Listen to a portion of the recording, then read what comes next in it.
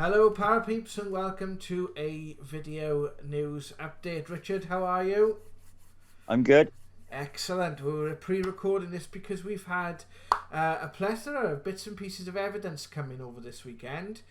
Some of which could be a lot of this could be debatable. So this is a bit of a fishing for information exercise, basically. I would have said, asking you guys if you've experienced anything strange over the course of the last couple of days. So, Richard, what's been happening, my friend, in your local area? My boy recorded some sounds a couple of nights back.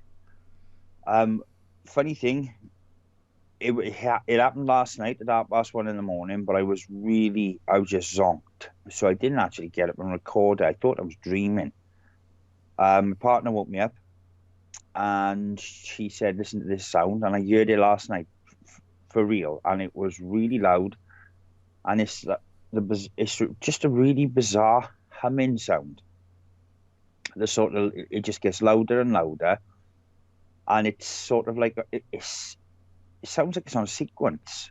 So it's the weirdest thing. I mean, there's been some strange stuff going on this last couple of days in our local area. Well, we've got the Bristol Hum, and I've heard very similar sound to what you've recorded. Now, the recording probably doesn't do it the greatest of justice, but I have heard this sound. It's like a low vibrational hum. And for you guys who want to go and research yourself, have a look up the Bristol Hum, because it's been heard and reported over several years in the Bristol area, but also in other areas around the world.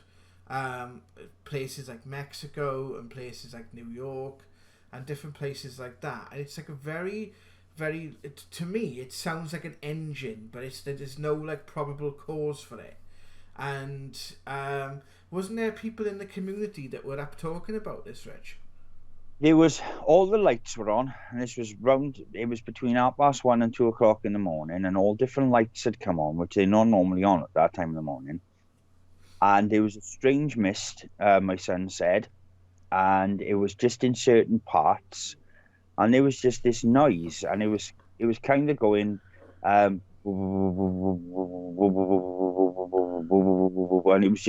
it just got louder and louder. And he said he heard people out, and apparently there was people, his neighbours and that were out, and it stopped around about 4 to 5 in the morning, and it just continuously got louder. And from the point he heard it, it just got louder and louder. And he said he could hear it in the room, and it was just. He said it was coming from the sky. So, Should we take a listen? yeah, check it on. Let's have a listen.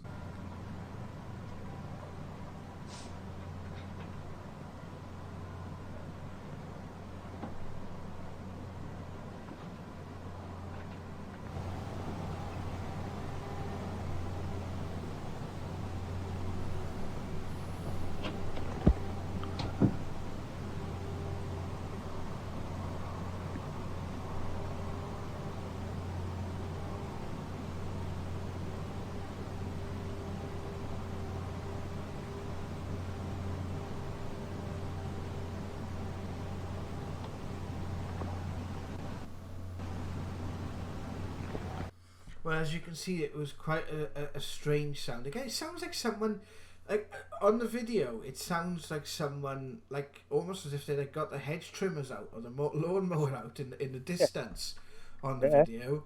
But Strimmer. yeah, that's kind of how it sounds. But when you hear it in sort of real life, it doesn't sound similar to that. Or at least when I heard it back in 2015, and the vibration and pitch was the same. Now the next night, after you sent this to me, I I heard something myself, and I actually recorded it. Now in this recording, it was basically, again, it was about 1:30 in the morning, but this is the high pitch sound that I heard. You can hear it very, very slightly. I get up and I go to close the window, and you can't hear anything when I close the window. And when you open the window, you can hear it again. It's a very strange sound. I heard it years and years ago. The most prevalent time I've ever heard it was we're going back about, I would have said about 15, maybe even to 17 years ago. And I was in same sort of local area in South Wales, and it was the strangest humming sound. Like it's really hard to explain unless you hear it. It's really hard to explain. But when you sent me the video, I said I think that's the sound they were hearing.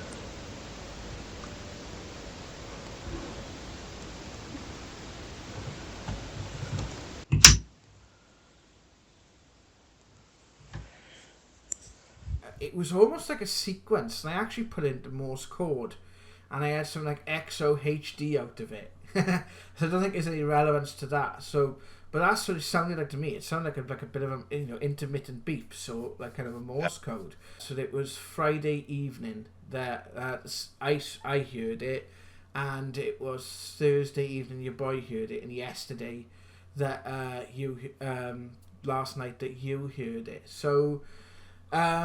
Yeah, quite interesting, sort of very interesting sound. Now, what I found is it was actually like coming into the room. It was at one point it was that loud it was heard in my ears.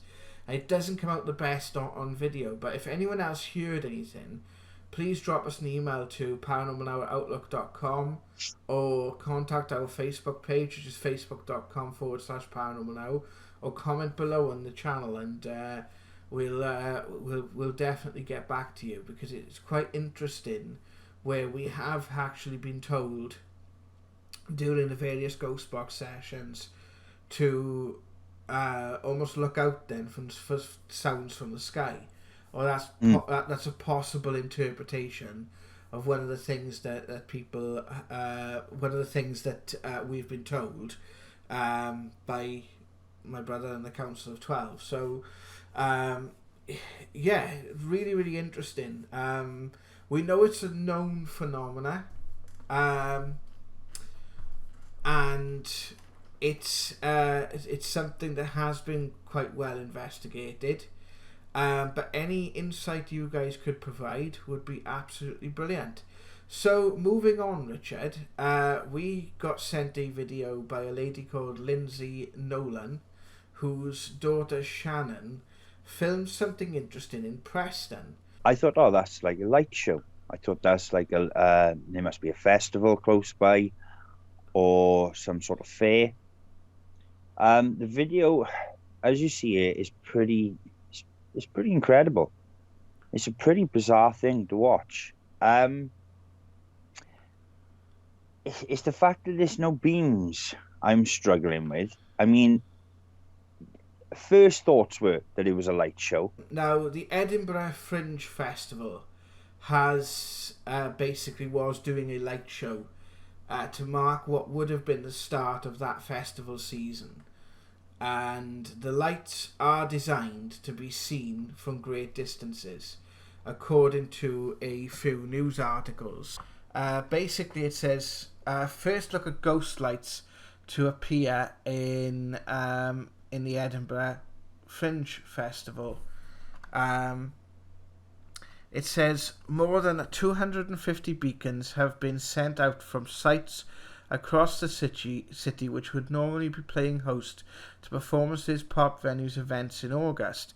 However, the display is designed to be clearly visible even if it is cloudy or rainy, and have been created so that they can be best seen from a distance to help ensure large crowds do not gather in one location. Now, what I found quite interesting with that, Rich, was the fact it does look like it's making the shape of a light bulb. What I'm struggling with that is the fact that it is like 180 miles from Preston, where this was taken, to Edinburgh. So it could, the timing is right, it's around between 9 and 10 p.m. It was her daughter Shannon who was out walking the dog and who filmed it. The next night there was still some lights seen in the sky, and she sent us this second video. The fact it could be that Edinburgh is 180 miles, right, which is a fair old distance, right? Yeah. If that cloud cover was ranging about 50 miles high, maybe, but it looks like low cloud cover. So I don't know. I don't think, I wouldn't go for that as proof positive. But it is something, it does look like a light display, to be honest with you, it does. Yeah. But it just needs further investigating. I think it just needs further looking into. The fact is, at the same time on the same nights is a bit of a thing, but it's just how was it seen that far? How come nobody else has sort of videoed it? Because if you're talking 180 miles, it would be seen in sort of, all directions. Well, it was designed to. That was the point, to make it seen in all directions, so people wouldn't congregate because of the pandemic. Well, I would imagine like 15 to 20, because that's still a fair old distance, 15 to 20 miles. I can imagine you'd see it in the distance, but 180, that's a, I'm not too convinced on that. Like I said, it warrants more research, to be honest with you. Well, the last video was from the 23rd of May, and this is by a gentleman called Martin Davis, and he is from Swansea. And he has been filming some very odd things outside his house. He's been filming like orbs. Now, we know that Gary has looked into Gary Jones, who's coming on the channel on Wednesday, has looked into the Welsh orb phenomena. I know it's not exclusive to Wales, but that is basically what he's called it. Now, Martin has sent us quite a few videos. Unfortunately, that what he's seeing is not being picked up well on camera. But on this video, there was something quite interesting that he did see above his house. And this is on the 23rd of May. So I'm going to play this video now. We'll come back for some reactions.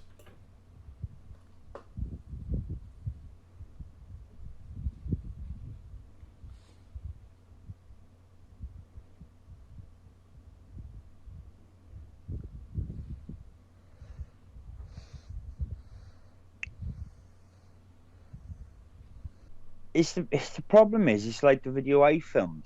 There is some strange light anomalies being caught in the night sky at the moment, right? And they are bizarre.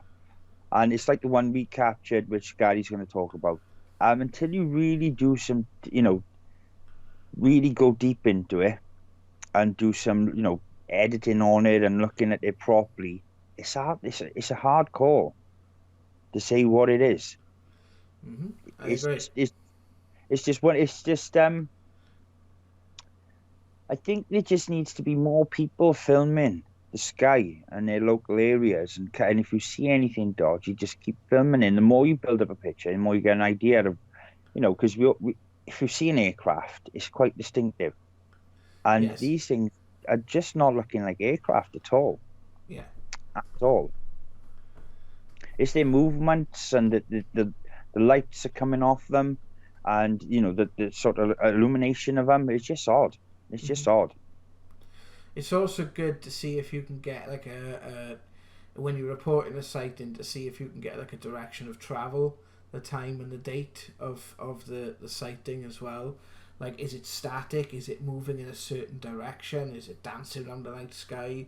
So, you know, it's always good to sort of get that information so we can cross-check that then with satellite information. Now, we know this one was also seen from Birchgrove in Bridgend, which is quite...